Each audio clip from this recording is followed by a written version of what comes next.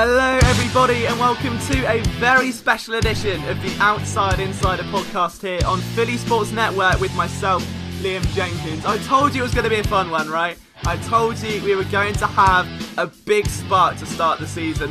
This is the regular season. The Eagles are Super Bowl champions. It's the first time in history that the team will walk into Lincoln Financial Field for a season opener and there will be a championship banner hoisted at their home stadium. There is a bronzed statue of Nick Foles and Doug Pederson outside of that stadium that every fan will bypass on their way in. This is a monumental day, and for that, we've got to have a monumental podcast. We've got a very special guest coming up in just a few moments' time. But before we get to that, we of course have got to talk shop. We've got to look at the bigger picture. My name is Liam Jenkins. Thank you for joining us on this eve before football. It feels like the night before Christmas. We finally made it. Since January, it has been a journey like no other. To get to February and see that win it all, that the Eagles were world champions after such a long drought. Then came the off-season. Then came the injuries. Then came OTAs, training camp, pre-season, and then the silence. One more sleep. One more sleep until football is back on our screens, and it won't leave until February of next year. What a feeling that must be. If you are new to this podcast and you have not subscribed yet, make sure you do. A link is in the description, takes you straight to iTunes. Hit the subscribe button, rate it 5 stars if you enjoy it, and help this podcast grow so we can continue to bring you content like this and get those bigger guests in, because this is going to be one hell of a show that I cannot wait to bring you. So Eagles-Falcons, season opener, and a bit of bad blood between these two teams. What's the mentality going to be like for the Philadelphia Eagles as they come into this environment? It will be a sold-out Lincoln Financial Field. The last time the Falcons were here, the last play they had of note was Julio Jones slipping in the end zone, the ball falling short of the mark, defended by Jalen Mills, and the Eagles donned the underdog masks and on they marched. How do you come back into that environment where it is hostiler than potentially it was before, and do it all over again? With Matt Ryan under centre, with Julio Jones outside, with Mo Sanu in the slot, how do you look at that defence in the eye and do it all over again? This is going to be a challenge like no other for the Falcons, but make no mistake, the Eagles are in a very similar scenario. Doug Pederson has not exactly been the most, I would say, excited coach. He's been playing his cards extremely close to his chest. We spoke about it a few days ago, in fact, where the outburst of the Philadelphia media, the outrage in his voice over what happened with Nick Foles, that the starter was announced a few days early. He wanted to be the one that broke that news. Big barrier broken with the Philadelphia media. But it's not the first time we've seen Pederson show signs of stress. A couple of weeks ago against the New York Jets, after the game, not looking too happy. Going into halftime against the Cleveland Browns, very stressed. It's a very different team for Doug Pederson right now. It's a very different culture they're trying to establish. It's not an underdog one. It's one of sustaining success. And we may not know what this Eagles team is until October, November, or even December, when Carson Wentz returns, when Alshon Jeffrey returns, when the likes of Timmy Jernigan may even return. The Eagles will limp into this matchup, licking their wounds and doing all they can to ready themselves for another battle. If you've seen Game of Thrones, this team is Jon Snow, and they're just not going to stop fighting. But what are the big storylines as we go into this game? Before I just get ready to run through a wall, we've got to look at the bigger picture right now. The Eagles opened up as 4-point favourites in Vegas. They now sit at very close to an even spread. This game is almost been neutralised by the announcement of Nick Foles. But it's important to remember, this is a 16-game season. Many people are expecting perfection. They're expecting this run to continue with not a single bump in the road. It's probably not going to go down that way. There is a very good chance the Eagles get picked apart by Matt Ryan, or the defence just falls a little bit short. On the other hand, they may not. But it's a realistic possibility. If we go into this season expecting this team to be 16-0, there's only going to be disappointment. For Pederson, adapting that one-game mentality has to be key. A one-quarter mentality has to be the focus right now. If you go into a workforce Whether it's an office job, whether it's a retail strain, whatever it may be, and you win Employee of the Year. You've worked the hardest you ever have, and it's been recognised. Finally, after 25 years, you get some vindication of your talents, your work ethic, and your drive to be successful, to be the best at what you do. That photo gets hung up in the office. Everyone's congratulating you, throwing party streamers over you. You've got to get back within 5 minutes, pick up a call, and carry on as normal. Is it not a little bit tempting to just put your feet up for that afternoon because you've earned it? To just relax a little bit, to have that extra glass of champagne because you've earned it? Imagine that, but there is a stadium sold out of roaring fans while they see something they have longed for since the day they were born. And you brought that to them. There is going to be a lot of emotion. And I don't think complacency will be an issue in Game 1. It's more going to be, how do you handle that emotion? This is going to be so tough. And we can talk about matchups. We can talk about Nick Foles versus himself, or the Eagles receivers versus the likes of Robert Alford, or even the likes of Tevin Coleman and Devonta Freeman against the Eagles' run defense, and I'll get to that shortly. But it all comes down to emotion. Who can control it the best? And Pederson has been known to have ice in his veins in these situations. Can he do it one more time now to start the season right? Or alternatively, if it doesn't go right, which is a plausibility, can they rebound from that? Can they sustain that success still? Can they find a way to make sure that a punch in the stomach won't knock the wind out of the sails? It's a tough job for coach, for quarterback, for everyone. But for me, the biggest matchup, as I alluded to just a moment ago, is going to be right in the thick of it all. The Eagles' run defense itself is licking its wounds. There's no Timmy Jernigan, Haloti Ngata, although he is an incredible defensive tackle, arguably a Hall of Fame one, is still nursing an injury potentially. Season-ending injury last year in Detroit was a major part of their run defense, but defensive tackles light. To the point now that DT 3 and 4 both were undrafted free agents, Bruce Hector and Destiny Vial. I mentioned just last week that last season Bo Allen and Destiny Vial actually combined for over 60% of defensive snaps.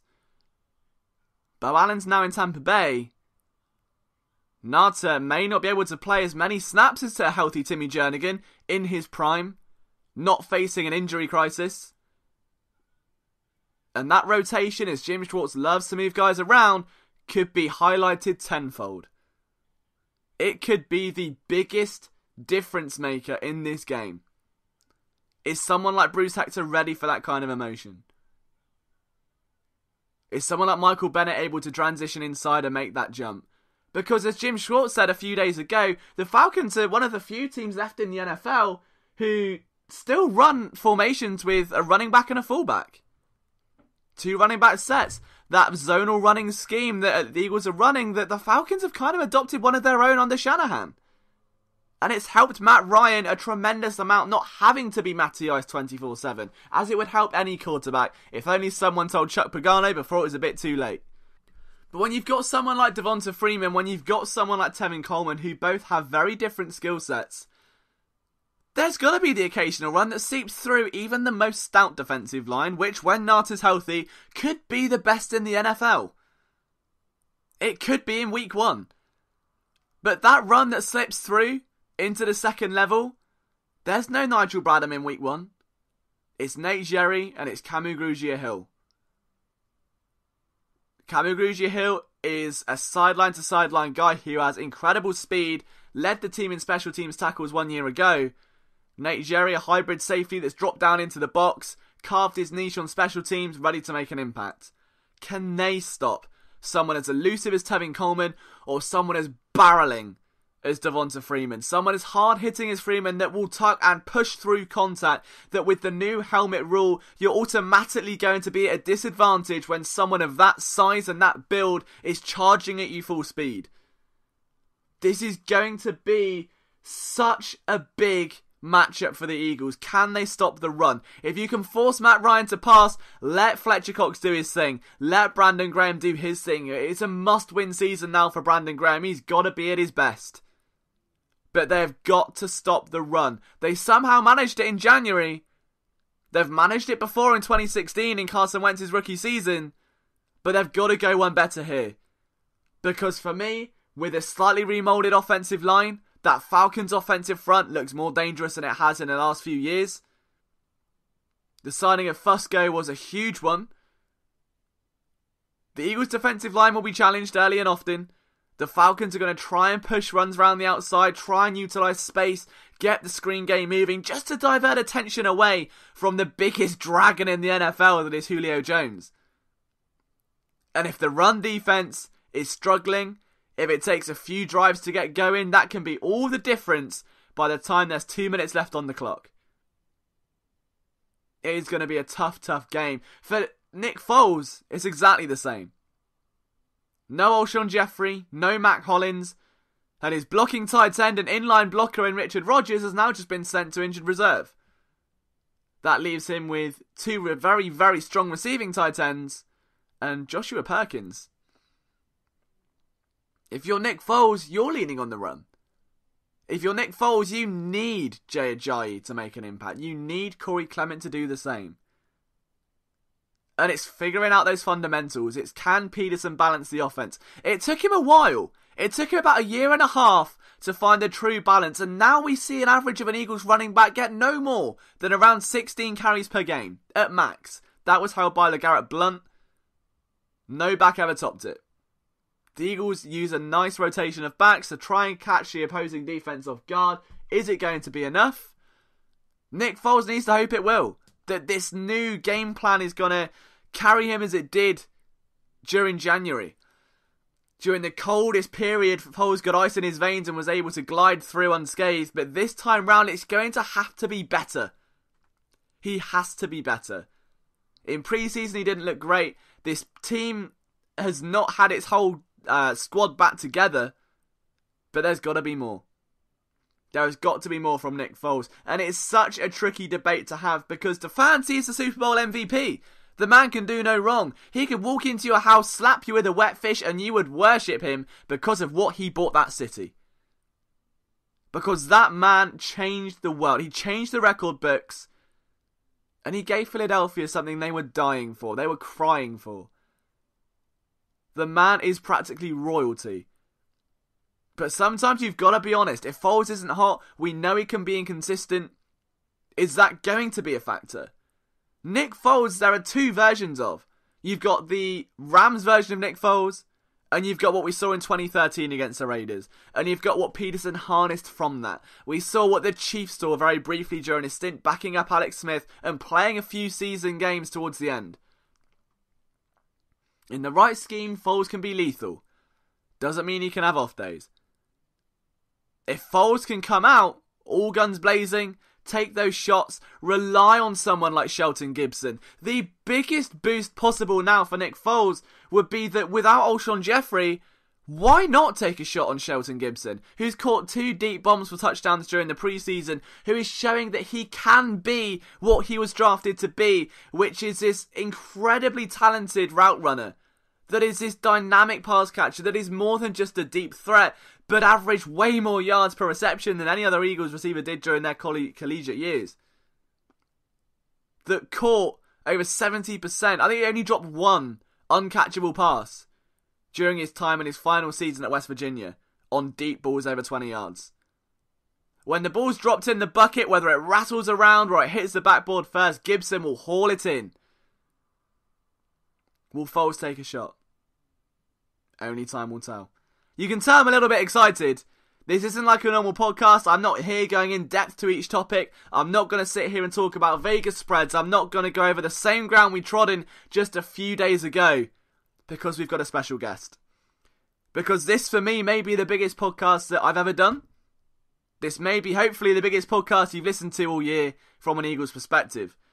The man we're about to bring on used to work for the Eagles back in 1998. Since then, he's won 3 Super Bowl rings, won 3 consecutive AFC Championship games with the Oakland Raiders, and has become one of the most knowledgeable, humble, and insightful men in the media industry today. Author of Gridiron Genius, host of the GM Street podcast, and a man who had a relatively strong view on Doug Pederson just 1 year ago.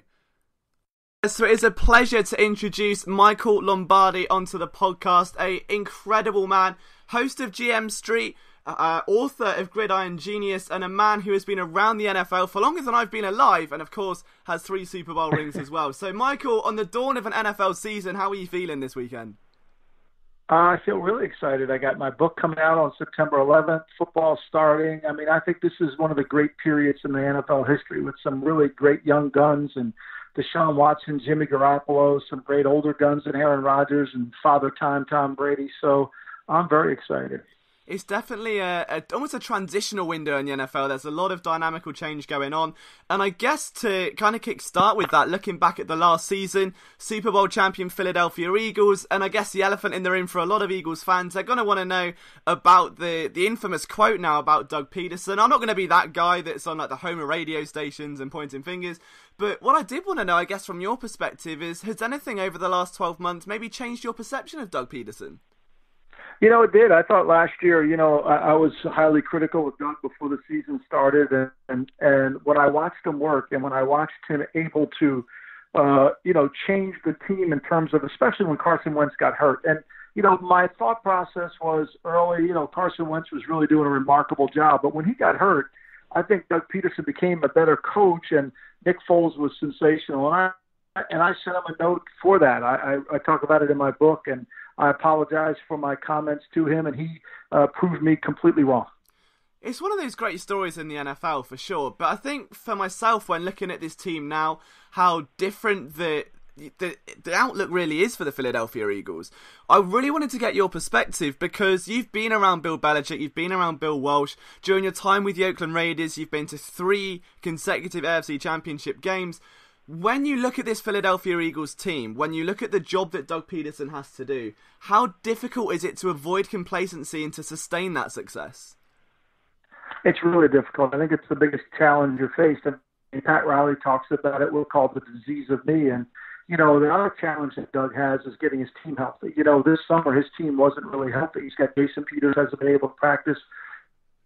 Sean Jeffrey's not going to be able to play in the first game. Wentz, we know he's not playing in the first game. So, he's got a challenge of complacency, comfort, and then medical because the season goes so long and it takes a long time for guys to come back. So, look, I think the best way to understand the Eagles and evaluate them is not going to happen until we get into October at some point when we're all there and things are, that they have their full team back and everybody's kind of healthy and ready to go because right now they're a little bit of a wounded team as they move forward.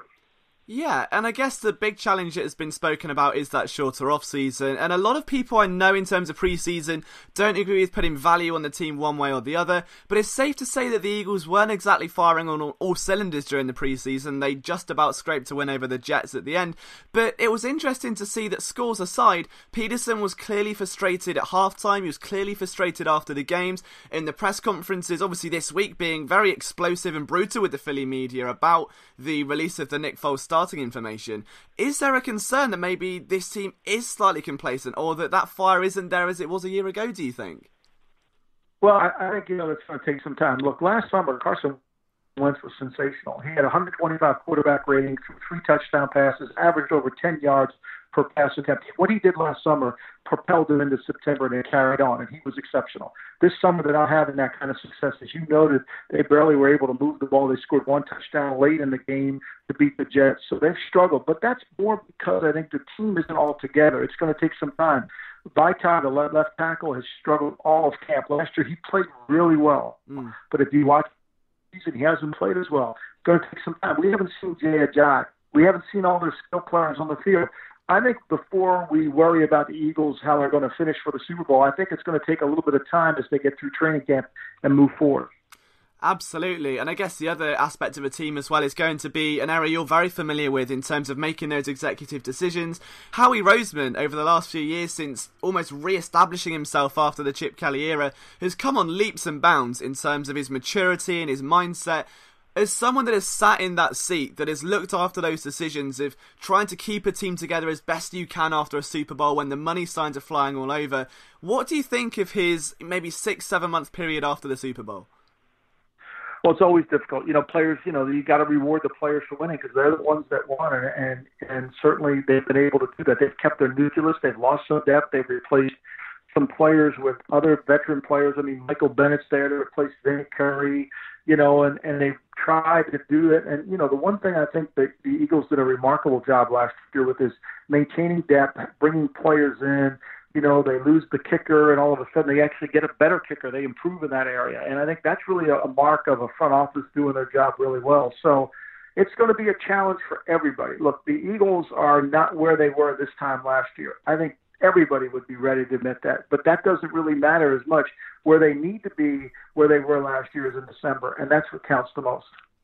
Absolutely. And one of the other aspects of the NFL as we move forward, I think personally picked up on, is the changing of defenses and offensive schematically.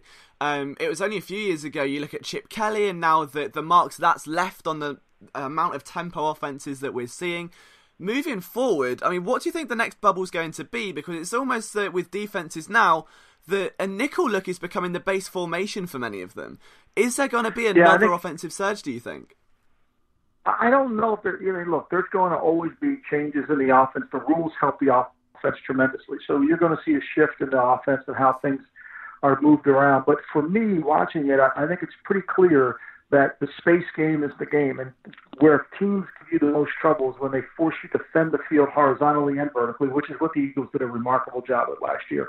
Defend the outside runs, defend the short passing game, and then be able to attack down the field. I think that's the key to success in the NFL. And the teams that can do that have a passing game and a sophistication in their run game to be able to handle that. Look, you've got to be able to run the football in the league at some point. You just can't throw it 50, 60 times. You've got to find balance. And I think the Eagles will be the first team to tell you the reason they were successful is their ability to mix run and pass. And I think that's really still going to be the cornerstone of the team. Absolutely, and building from the ball out has been a philosophy for this team for quite some time, and seeing that vision replicated throughout the league, Chicago have done a fantastic job of reinforcing the trenches.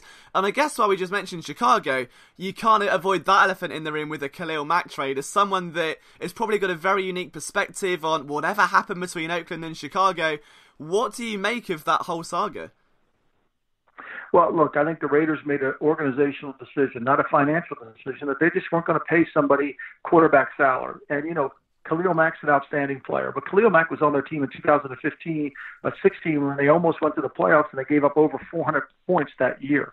So it's not about one player. It's about a collection of players. I mean, Belichick often says, we're not collecting talent, we're building a team. And that's really important, and I think that's what they're talking about.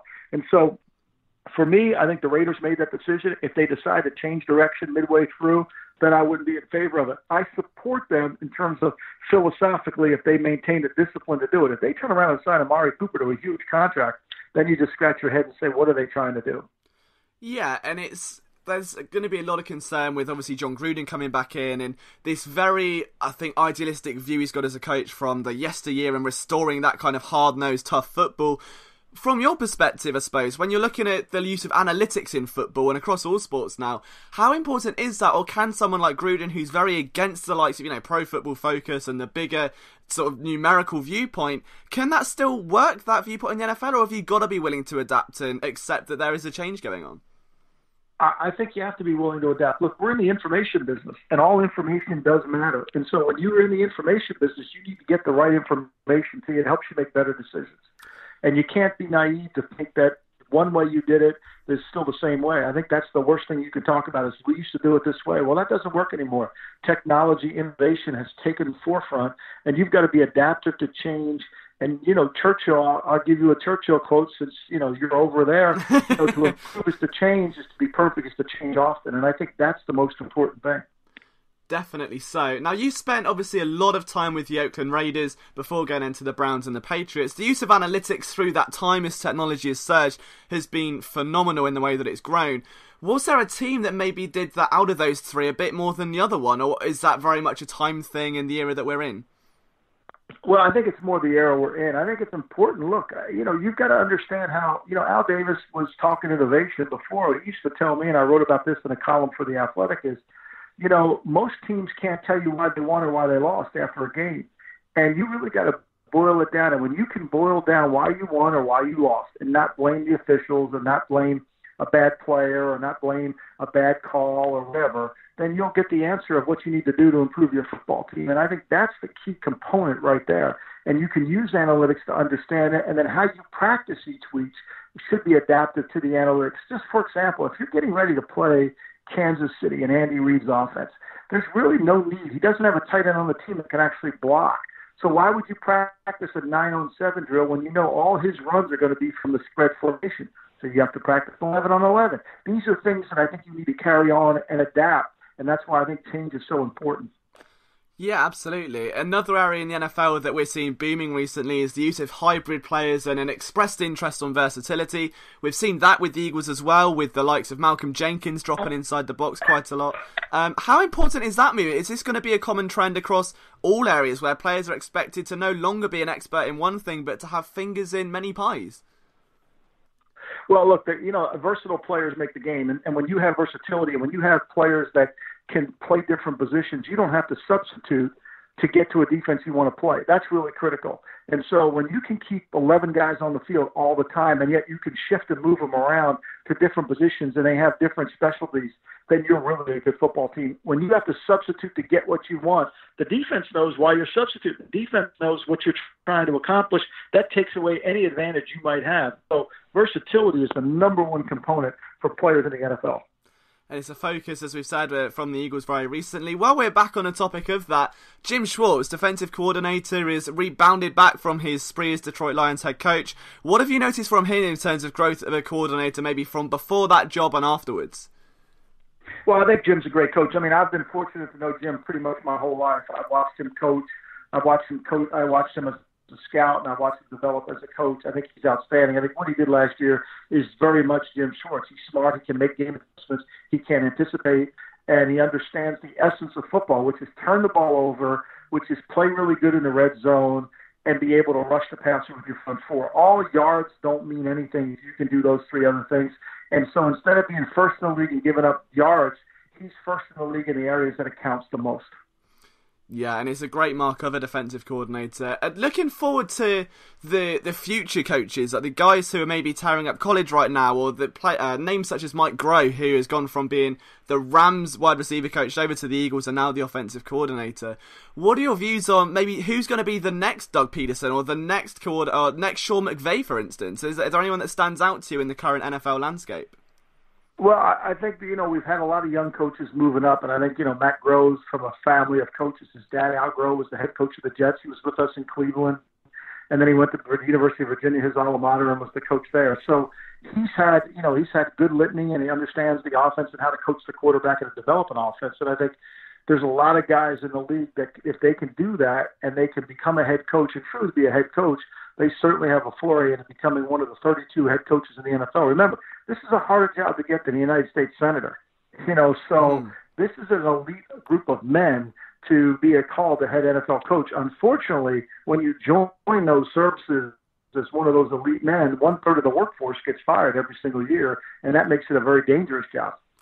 Yeah, it's very unstable to say the least, and one name that comes to mind just off the bat is a name that's going down in Tampa Bay right now, obviously going into what could be a very key year for Jameis Winston and the Buccaneers. What do you make of, just out off the top of my head, of that roster, the chances they've got? Because if I'm right in saying, they've had a head coach change every 3 years for the last quite period. Yeah.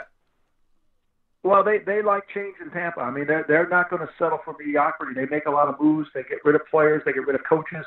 And I think that's part of the problem. I think, look, the one thing I've learned in my 30 years, and I wrote about it in my book, Gridiron Genius, it's really about culture. It's about culture, whether you're talking about football in England, which is soccer, or you're talking about football in America. It's all about the culture. And, you can read books the Barcelona way, and you can talk about the great Alec Ferguson, Sir Ferguson, about how he developed teams in there. It's about culture, and when you don't have a great culture in your building and you're changing every 3 years and you're trying to do different things, you're never going to win. And I think that's the case in Tampa. Jameis Winston might have a good year. They might make the playoffs. They might not. The reality is you have to adapt to the culture, and when you do that, you have a chance to win. Very neatly moving on from that then, Hugh Jackson and the Cleveland Browns, another name that's on the hot seat. A lot of pressure as to whether we'll see Baker Mayfield early in the season or late in the season. How important is this season for Jackson, or can the fans allow to just let this season go, know it's going to be developmental and focus their efforts on the season that lies ahead? Well, when you've won one game in 2 years and you still have your job, you're probably one of the most. No one's been able to accomplish that. That's a huge achievement. And so I think Hugh's going to have to show people in Cleveland that he's got the ability to turn the franchise around, because right now all of us are skeptical. When you've only won one game out of 32 in the last 2 years, there's something going on here. And I think this is a huge game against Pittsburgh. This is the right time to play Pittsburgh. Pittsburgh has not been very good in September. They won't have Le'Veon Bell on the field on Sunday. Ben Roethlisberger has struggled in early games in September. Last year, it took a blocked field goal for Cleveland for them to beat Cleveland. A block punt to win the game. So I think it's going to be imperative on them to get off to a fast start. Todd Haley was in Pittsburgh. He knows the Pittsburgh defense inside and out. If he can't attack this defense with his skill players and really move the ball for the Browns, then I don't have a lot of hope. This is a winnable game opening day for the Browns. And a lot of people overlook that just because of the reputation of the teams, I suppose. But Michael Lombardi joining us here on the Outside Insider podcast. Before we let you go, because I can't imagine how busy you must be, from my perspective, since I've been writing about the NFL, the way I view the game has changed. I find it very difficult now to look at it from a fan's perspective. As someone that has been in and around the league for way over 30 years now, how do you sit down on a Sunday to digest the games? Is it a case of putting on Red Zone, or are you looking for schematics and certain aspects in each game? Well, I try to watch at least two games at the same time. You know, you go back and forth on a game. You can't watch everything. You'll end up watching nothing. And so I spend my week studying the scheme, studying the players when I watch the game tape. But on Sunday, when I'm enjoying the game and casually observing the game, I'm trying to watch as many games as I can, looking at it, seeing the plays. There's 5 phases of football that you really have to understand. You've got offense, defense, special teams. You've got game management, and you've got the players that you really have to kind of evaluate. So there's 5 areas that you really have to understand and see how it all plays out. And that'll lead you to why you won or why you lost. Absolutely. And in terms of where your attention and where your eyes are going to be fixed this weekend, is there a certain game that you're going to be reeled in for?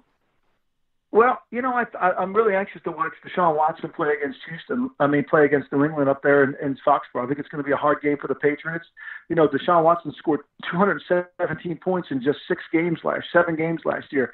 So he's been able to put a lot of points on the board for a Houston offense. Last year they had New England, had a chance to beat New England up there. They couldn't, but I think that'll be a great game. I think the Baltimore Ravens are a good team, especially in September. They're a little bit longer in the tooth. I think they're going to be fresh to play Buffalo. I'm not sure Buffalo's quarterback's ready to go into Baltimore and play well there. Flacco seems to play a little bit better at home. Big year for Joe Flacco. I think the Arizona Cardinals are another team that's interesting. I mean, not many people give them a chance to turn their team around, but they're a different team when they play at home than when they play on the road, and the Redskins are not a great road team. Really quickly on the Arizona Cardinals, because this does tie back to the Eagles as well. I think the first time that my work properly took off a little bit was when I was talking about Sam Bradford. And I've long been an advocate of that. If Bradford's healthy and ready to go, he's one of the most accurate passers in the league. And although he can be, I think, condescended as a check-down quarterback and someone that takes a safer route, when he's forced to make those big plays, he's got one of the best arms in the NFL. As someone that has been around again and seen maybe the growth of Sam Bradford during your time with the Raiders, what do you make of him in his position right now? Because again, for him, knowing that there is a much younger rookie quarterback sat behind him, it's got to be another tough scenario, bearing in mind what he just got out of in Philadelphia. Yeah, no, he knows the game's on him. He's going to have to play better to keep his job because, if things start to fall apart, they're going to go to the rookie fairly quickly, even though they have Mike Glennon on the team. So, this is the best time to have Sam Bradford because the pressure's on him to play well. You're right. I mean, he likes to take a check down as much as anybody, but when he's forced to throw it down the field, when he's forced to use all his skill set, then he can become a very effective player. It's really going to come down to how their offensive line plays. Can Andre Smith play right tackle? Is DJ Humphries going to be a legitimate left tackle? Are they going to be good enough up front to protect him? Because once Sam starts to get banged around, all of a sudden those checkdowns become a lot easier. Definitely. So before we let you go, the final question we'll ask you, Eagles-Falcons to kick off the regular season on Thursday night. It's 1:20 in the morning UK time for you guys who get it a little bit lighter in terms of the schedule, but what are you looking for in tomorrow night's season opener? Well, look, I think the Falcons played them really well last year. I think the Falcons, had an opportunity to win the game first and goal at the 9 with 1:09 to go in the game, and they kind of let it slip away from them. The Falcons didn't win a game in the preseason, which is always concerning. Matt Ryan's got an ability. They've got to be able to handle the front, handle the emotion in the first quarter, because they're going to put the banner up there, and then the game's going to get down to business and how they handle it. I think if they run some no huddle to see what kind of conditioning the Eagles have, I think it could really do some damage. The Falcons' defense is good. They can rush the passer, and I think it's going to be very challenging to Nick Foles. He's going to have to play a lot better. This is an interesting game because Foles was playing at the highest level last year, and right now after that Cleveland game, he's not. Yeah, and it's been an interesting scenario to watch Nick Foles throughout the offseason. And really quickly, I could pick your brain for hours. I'm really sorry about this. With the Eagles and the Falcons game, how emotional is that going to be for the Eagles and the Falcons seeing that banner? As someone that's been on the other side of that and seeing maybe the AFC Championship banner, seeing with the Patriots what those Super Bowl rings mean to people, do you play as the winning team with a bit more emotion, or is it the underdog on the team coming in knowing that one more play from Julio Jones who had not fell over and it could have been them? Yeah, I think, look, you talk to your team about, we just got to stand in the first quarter, let the emotion of the game not get carried over. It's going to be a 4-quarter game. It's going to come down to the final quarter. We got to play good for 4 quarters. Don't focus on anything other than playing good for 4 quarters. Absolutely. Michael Lombardi, host of the GM Street podcast and author of Gridiron Genius, that will be available from September 11th. I've pre-ordered my copy, cannot wait for it to arrive. You can get it on all good bookstores, even in the UK, which is really, really cool, and on Amazon as well. So Michael, thank you so much for joining us. I really could pick your brains for hours, but it really does mean a lot. Thank you, Liam. Have a great day.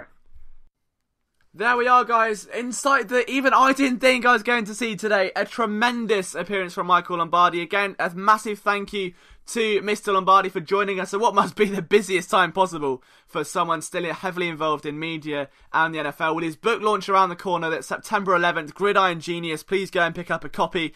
It's going to be a great read. I cannot wait to sink my teeth in. Just like I can't wait for the Eagles season opener. It is in 24 hours. We are moments away from NFL football. Will the Eagles be able to seal their legacy with a win? Can they just doubt all that doubt, cast it to one side just one more time?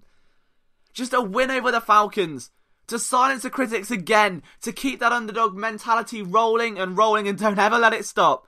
The target on the back is burning and archers are firing at the ready. Will the Eagles pick up a victory tomorrow night? There's only one way to find out. But please make sure, if you haven't already, subscribe to this podcast. There is a link in the description below. Hit it. Tap that button on iTunes. If you're on YouTube, hit it there as well. Rate 5 stars. And don't forget that you can follow Michael Lombardi over at Twitter. If you've got some feedback about this podcast or his book or his show that he runs himself, GM Street, at MLombardi NFL. From myself, Liam Jenkins, I will see you next week for another episode of The Outside Insider, where things are going to get very real very quickly. Football is back and the war is only just beginning.